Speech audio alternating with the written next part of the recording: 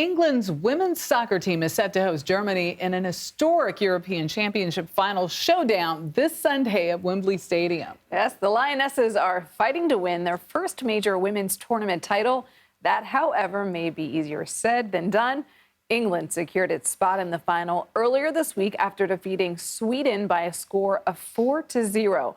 Next, they'll face Germany, which has won all 8 of the European finals it has competed in. Joining us now from London for more on the big matchup is CBS Sports HQ soccer analyst Grant Wahl. Thanks for joining us.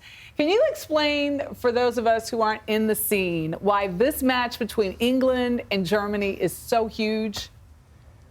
Yeah, this is really a cultural moment here in England right now that reminds me a lot of when I covered the 1999 Women's World Cup in the United States, which was transformative on a cultural perspective that went way beyond sports. The audiences for television watching of these England games here in England have been record-breaking, approaching 10 million, and the tickets for this game and the final on Sunday are going for crazy prices. And this has always been a soccer culture, but it hasn't been much of a women's soccer culture over the years.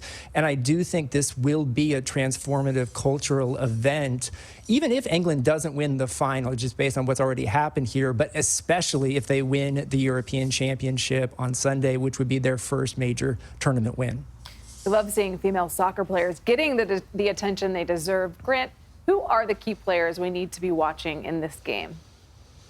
You know, England has a lot of attacking threats. Beth Mead has been one of the best of them. She scored the opening goal against Sweden in the semifinal. Alessia Russo got all the highlights for the amazing, audacious goal she scored with the back of her heel against Sweden. You just never see that in this game very often.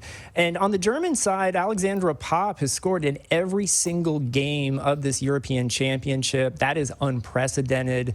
And she's somebody who scored twice in the semifinal to beat France. And she represents sort of a traditional German thing we've gotten to know in the soccer world, which is just finish at all costs, find ways to win. And this is a very German team in that respect. And I think England's going to have their hands full on Sunday.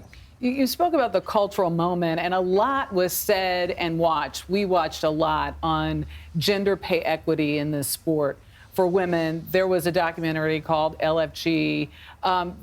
So much has been said in terms of women being able to cross over that mark and to, earn what the men do, or at least equity in the position.